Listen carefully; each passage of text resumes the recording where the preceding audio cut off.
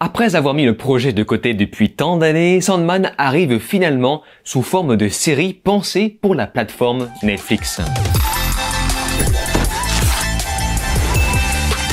Salut à tous, c'est Vince alias Amir Game. On se retrouve aujourd'hui pour parler d'une nouvelle série anglo-américaine fantastique du nom de Sandman. C'est créé par Neil Gaiman ainsi que Alan Henberg. Et c'est basé sur la série de comics du même nom de 1989 à 1996 de DC Comics de Neil Gaiman, comme je l'ai mentionné au début, qui scénarise justement la série. Il faut savoir que depuis 1991, Sandman a tout d'abord été pensé pour un film et depuis 2013, le projet a été remis sur le feu pensé pour l'acteur Joseph Gordon-Levitt. Sauf que ce dernier s'est barré du projet, incluant de nouveaux retards, et la Warner a jugé bon de confier ça à Netflix pour en faire une série. Parce qu'il faut savoir que la Warner et Netflix sont en étroite collaboration depuis pas mal d'années. Et c'est la raison pour laquelle on retrouve beaucoup de produits de chez Warner sur la plateforme Netflix, et j'imagine que c'est temporaire jusqu'à ce que HBO Max arrive en France. Me concernant, je n'ai volontairement pas regardé les bandes annonces de cette nouvelle série, car le peu que je voyais sur les affiches me paraissait plutôt stylé. Il y avait l'air d'avoir une grosse ambiance noire en préparation avec un personnage principal avec un certain charisme. Bref, de lourd à l'approche mon capitaine, en espérant que ce soit à la hauteur de mes attentes.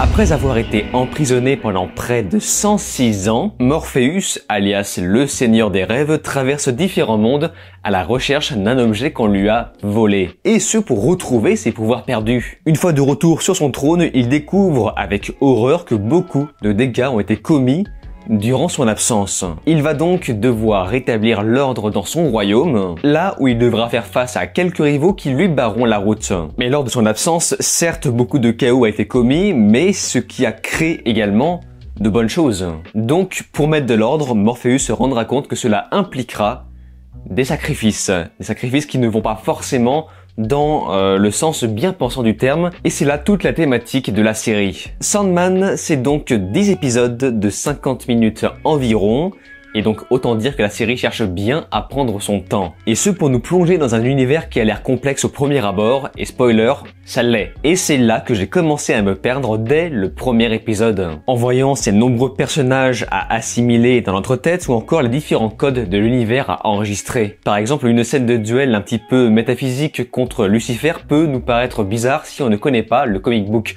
Ce qui, évidemment, est mon cas. Alors c'est très geek car on sent qu'on part d'une BD dans le style, les costumes, les personnages, etc. On peut donc avoir l'impression de regarder une production Teenagers, qui m'a parfois fait penser à du Lock and Key ou d'autres séries fantastiques du même genre. Et c'est peut-être une chose que je reproche à Sandman, son manque de maturité sur sa forme. On tombe très souvent dans le gentil versus méchant, même si ça fait parfois partie de la thématique. Il y a également un petit côté Constantine, et je pense que je ne suis pas le seul à penser ça. Un peu comme si la série assumait complètement d'être caricaturale dans l'esprit d'un comic book. Après, ce n'est pas parce que c'est parfois un peu caricatural que ce n'est pas nuancé. Tous les personnages de la série ont leur propre raison d'agir ainsi. Et arrivé à l'épisode 5, donc quasiment à la moitié, la série va tenter une approche un petit peu différente. Ils ont essayé un style huis clos où tout le monde se dit la vérité. C'est un épisode hyper intéressant à regarder, on a vraiment envie de voir où ça va nous emmener, on est happé par ce qui se passe,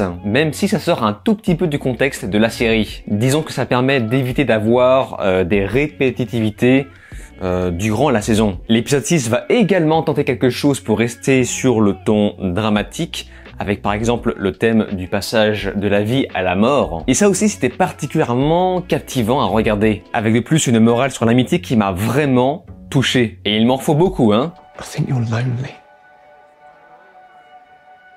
You do. No, look, I'm not saying... You dare suggest one such as I might need your companionship. Et c'est donc là que je me suis rendu compte que Sandman est beaucoup plus proche du drame que de l'aventure. Autrement, je n'étais pas au courant que Charles Dance jouait dans la série parce que, encore une fois, je n'ai pas vu les bandes annonces. Ça m'a fait bondir de joie. Bon, même si on se retrouve avec un Charles Dance un petit peu manichéen, qu'on ne voit malheureusement que trop peu, mais bon, on s'en contentera quand même. David Solis, lui, maintient le niveau grâce au personnage qu'il incarne. Ça, c'est typiquement le genre de rôle qu'il adore endosser dans des fictions. Mais dans l'ensemble, pour être honnête, j'ai quand même eu un peu de mal à rentrer dedans, à me familiariser avec les personnages. Mais ceci dit, Sandman tente des choses qui méritent notre attention. Déjà que rien que visuellement, dès l'introduction, j'ai eu mon effet wow. L'effet, je me chie dessus tellement que c'est impressionnant. Ils ne se sont clairement pas foutus de notre gueule, niveau effets spéciaux, niveau direction artistique développée. Les décors sont splendides et propres à la thématique du rêve que cherche à aborder la série. Et ce fameux effet wow, ce n'est pas que au début, il n'y a pas d'erreur sur la marchandise. Alors après, ces effets spéciaux ne sont pas spécialement parfaits, bien sûr, mais ils sont riches et créatifs dans de nombreux aspects comme par exemple les FX, les effets de particules, de fluides et compagnie. Sur la réal, j'ai adoré cet effet de déformation de focale sur certains plans qui se déroulent généralement dans le monde des rêves pour renforcer ce côté métaphysique. Pareil avec la verticalité vertigineuse de l'image sur certains plans. Le simple fait d'utiliser la thématique du rêve va leur permettre de se lâcher dans le bon développement de leur propre univers, qui n'ont plus vraiment de règles, la seule limite c'est vraiment leur imagination. Il y a donc tout un charme qui va s'installer sur la mise en scène par rapport à ça, une élégance qui appuie bien sur la maîtrise du personnage. Et on le ressent sur la violence qui mise parfois sur l'esthétisme. De plus, pour rester sur les effets spéciaux, les interactions avec les créatures sont vraiment bien faites. Et sur le reste, la série avait vraiment tout pour avoir l'air nanar. Par exemple avec le concept de la secte. Mais les créateurs parviennent à rester pile au-dessus de la ligne kitsch sans franchir la ligne rouge. Même si certains trucs frôlent la limite, comme par exemple les costumes qui sont parfois légèrement kitschounais, eh bien l'univers reste suffisamment crédible pour qu'on y croie. Bon, sinon rien à voir, mais vraiment rien à voir. Mais j'ai juste une question à vous poser. Est-ce que quand vous regardez une série Netflix, enfin en tout cas une nouvelle série Netflix qui sort temporairement, est-ce que vous avez cet effet d'étirement sur l'image à la verticale? La première fois que j'ai eu ça, c'était sur la saison 3 d'Umbrella Academy. En fait, on a un espèce d'étirement à la verticale sur l'image. C'est très désagréable. Bref, revenons-en à nos moutons. On a un joli travail sur la photo qui nous enveloppe bien dans la noirceur de l'univers. Il y a toute une maîtrise autour du clair-obscur, comme par exemple les yeux des Sandman qui brillent dans le noir, l'obscurité des rêves dans lesquels tu ne peux pas sortir, la gestion de la couleur qui va également beaucoup jouer dans le traitement autour de l'image. On a aussi un vrai soin apporté sur le choix de décor, et également des costumes. Sandman Morpheus a une certaine classe dans sa longue robe noire. C'est vraiment très simple, mais ça met en valeur sa maigreur comme quelque chose d'esthétique. Et le tout est accompagné des musiques orchestrales avec ses propres thèmes, qui ne m'ont pas marqué pour autant, mais qui font leur effet. Bon, on reste sur de la production Netflix et chouvaquesque, qui apparemment colle avec l'auteur même de la BD qui travaille sur la série, comme je vous l'ai dit au début. On va donc te faire croire que le monde en 1916 et autres époques historiques était aussi diversifié et ouvert qu'aujourd'hui, n'est-ce pas?